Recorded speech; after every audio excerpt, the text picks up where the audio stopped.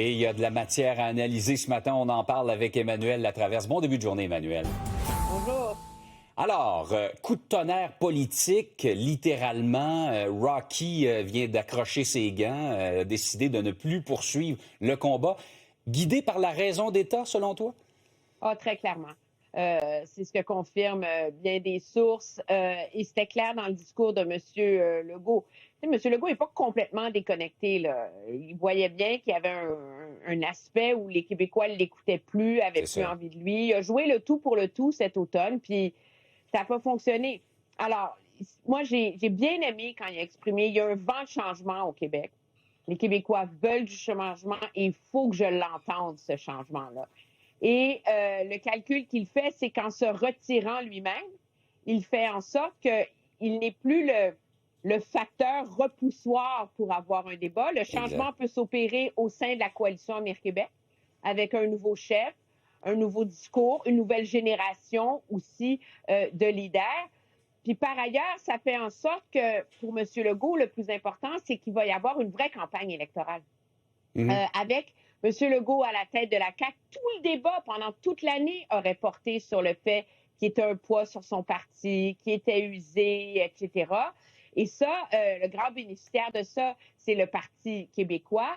M. Legault se dit, si moi je me retire, il y a des nouveaux chefs sur la glace, il va y avoir un vrai débat d'idées en vue des prochaines élections. Donc, M. Legault, plutôt que de se faire montrer la sortie, a eu la sagesse que beaucoup de chefs n'ont pas, de se retirer selon ses propres termes, selon son propre échéancier et pour essayer d'assurer le bien de son parti. Donc, c'est vraiment une décision de chef d'État, de premier ministre qui pense au Québec puis qui pense à son parti avant ses propres ambitions, là. On a beau penser ce qu'on veut de lui, il a fait ça avec dignité, avec une certaine hauteur également hier, cette annonce. C'est ce que ça donne, hein, de pouvoir choisir ton moment.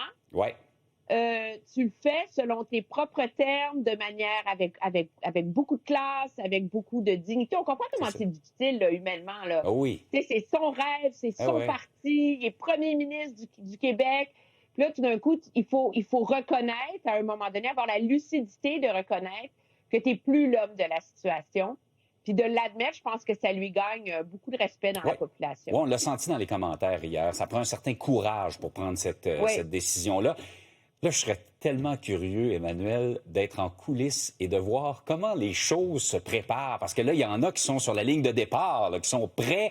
La course est officiellement commencée, là. Oui, on n'a pas les dates, on n'a pas les détails. Le parti s'est réuni hier, va prendre une décision là, dans le courant probablement de la prochaine semaine. Là. Mais dans les faits, c'est déjà lancé. Là. Les camps des uns, des autres nous appellent, tu sais, il y a tel risque, etc. Donc, chacun est déjà en train de se positionner. Tu sais, quand on dit le roi est mort, vive le roi, là, exact. Ben, c'est la même chose en politique. C'est ça. Pour deux raisons. De un, tu sais, il n'y a pas 700 millions d'organisateurs politiques au Québec, surtout pas au sein de la CAQ. Donc, faut leur mettre le grappin dessus, il faut se positionner rapidement. Et c'est ce que font là, les différentes têtes d'affiche de part et d'autre. On connaît. Et ce qui est intéressant, c'est qu'il y a ceux qu'on appellerait en anglais les usual suspects, là, les noms pressentis, connus. Simon Jolin Barrette, qui incarne l'aile très nationaliste. Geneviève Guilbeault, qui incarne l'aile plus fédéraliste. Elle n'a jamais caché ses ambitions. Après ça, viennent par la suite, les noms de Sonia Lebel, de Christine Fréchette, qui est peut-être plus discrète, mais qui a gagné énormément de respect, je dirais, comme ministre de l'Économie. Puis là, après ça, il y a tous les autres noms secondaires. Est-ce que Bernard Drinville va vouloir se lancer? Est-ce que vraiment François Bonnardel y pense? Éric Girard aussi. Guy Cormier, là, je vous le dis, on peut enlever son nom. Ben oui. Qui c'est terminé, là. Oui, c'est ça. Est-ce que je me trompe, Emmanuel, ou l'organisation qui a l'air être la plus prête sur les blocs de départ, c'est celle de Geneviève Guilbeault? Ben, c'est ce qu'on dit en coulisses, mais en même temps, moi, je peux dire qu'il y en a beaucoup qui s'agitent énormément là, en ce moment pour essayer de positionner leur candidat. Ce qui est de très difficile, c'est que la grande question qui plane au-dessus de ça, c'est est-ce que la coalition Avenir Québec peut survivre au départ de son chef fondateur? C'est ça, hein? C'est pas un parti comme le Parti québécois qui a un fort ancrage ou QS ou qui a un très fort ancrage idéologique. C'est une coalition disparate d'intérêts, de visions nationalistes, fédéralistes, plus centristes, plus à droite, etc. Puis M. Legault était vraiment le ciment là, qui gardait tout ça ensemble. Le gros risque qui pèse sur la course, c'est que ça opère une fracture, un clan nationaliste, un clan fédéraliste, un clan plus à droite. Et c'est ce qui fait, je pense, que les têtes d'affiche qui aspirent à diriger le parti vont vouloir rapidement faire des alliances parce que ça va être un test de ces candidats-là.